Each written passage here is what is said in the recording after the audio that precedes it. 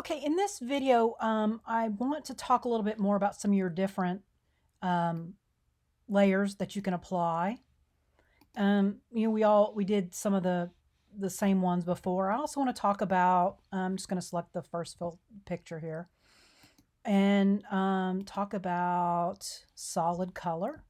You can select any color in the color picker, and you see it in the screen behind me. It's showing that color applied. So let's say we're going to pick that color. And you see that it applies it across the whole canvas. And if we control create clipping mask, it will reduce it just to the area of the image below. It's going to apply it to that image. Remember, as we saw, if I crop this in any way, I have to release the clipping mask and then reapply it after I have cropped it. It's just a glitch yet still in Photoshop that Adobe has to work through. Okay, so one of the cool things about this is I can now work with my blending modes, right, to create, that's kind of cool, or determine how that color fill is going to affect the layer below. So not only can images individually work with the blending modes, but the clipping masks color adjustment layers can as well. Now, if I adjust the opacity on this and the fill, oops, I get something, say like that. All right. You can continue to apply as many adjustment layers as you want. And they all do obviously different things. Well, I like that color. Okay, and so let's go to the next layer. And I can do a gradient. And you see the gradient fades from one color to the next. And if you pull down right here, you're going to see you have a whole lot of different options. All kinds of presets in here. Okay. So, whatever you select, you can tell it linear, radial, angle, reflected, or diamond. Let's go with, let's go with reflected. And then you can adjust the angle. This will make it go left to right. You can actually type in what you want it to do. So you got up to 360 degrees of rotation.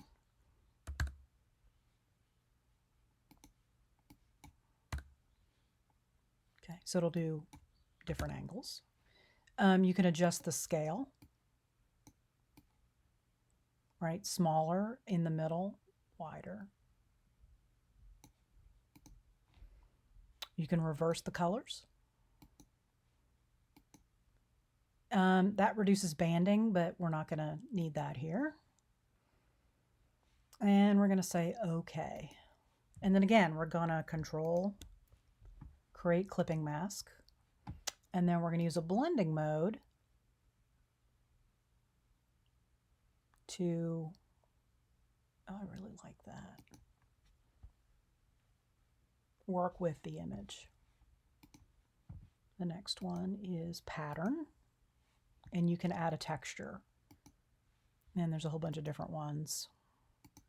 We'll just use the water. It's pretty.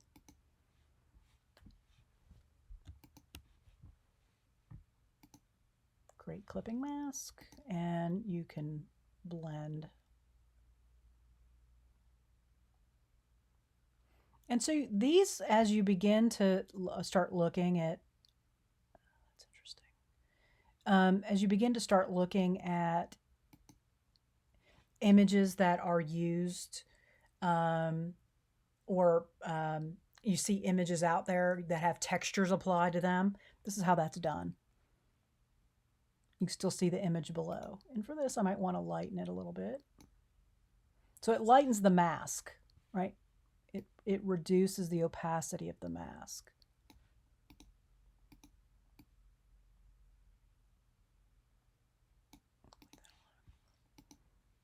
Okay, next layer. Okay, and so we can control all of these different variables, right? So those are just some of the basic ones that are have to do with adjusting your colors. Then we can get into brightness and contrast, levels, curves, exposure. I'm going to save these for later because they're a little more complicated. We can also work with vibrance. Let's talk about hue saturation. If you want to change the overall color of your image, you'll use hue saturation. Okay, so I've applied this now to this image. I will have. And it'll allow you to either adjust the color of the overall image. The master is all colors. It's all of these colors. And it will allow you to make changes to all the colors. It will allow you to control whether the image is more saturated or less saturated, and the lightness and the darkness of the color. You can also control just one color individually. It'll only adjust the reds, yellows, greens, cyans, right? So that gives you the opportunity to make adjustments to the whole image overall. Okay, and so when you're done with that, create the clipping mask, and it limits it just here. Now, if I want to make adjustments to that after I've applied it, I just click right here on my layer thumbnail, and now I can fine tune it. You also have some presets in here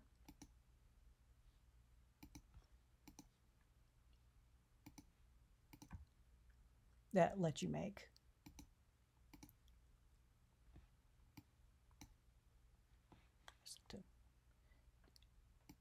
Okay, so that allows you to just change the overall color of the overall image.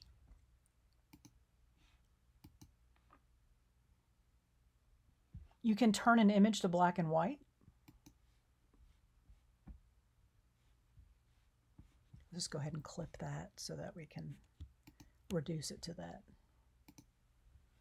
Okay, so it's now just here on number 5. And then you can adjust whether the reds are brighter or darker, whether the yellows are brighter or darker, whether the greens, there's hardly any in there, hardly any blues or cyans, not a whole lot of blues, and then the last one would be magenta.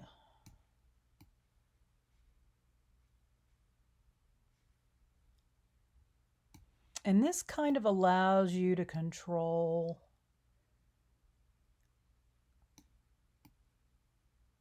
the contrast. You also have some presets. Ooh, that's cool. Let's go with that. Okay. And again, if you want to edit it, you just double click right there and it allows you to edit.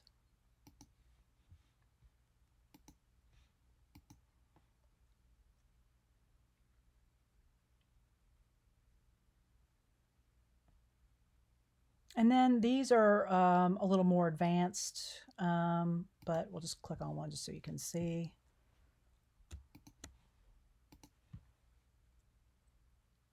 And this allows me to, and it's this image right here, allows me to create a posterized look to any of my images.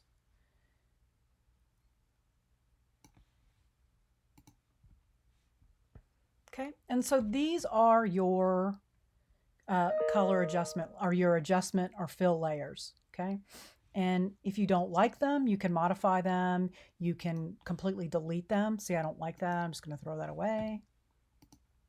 And it's gone. So you haven't destroyed your original images. You can make changes at any time. And they're just really great ways to do some interesting things. You also have effects that you can apply to your different layers. And so let's see. Let's do drop shadow. That's a big one people like to work with. Okay, I'm gonna, it has applied now those effects directly. You see the effects are here instead of as a clipping mask. And then you can make adjustments. That's on layer 6, which is this one. And then you can make adjustments. See the shadow down here. Usually shadows are at angles. This is the color, this is the opacity. There we go. I just want to make it darker so you can see it. And so it allows you to make adjustments to that shadow. You can also change the color if you want a different color shadow. Effects. You can do a color overlay. And it kind of works the same. There's some of these that are kind of similar. And it works as a blending mode, as an effect, without directly modifying the image. So if you want to work with a color overlay,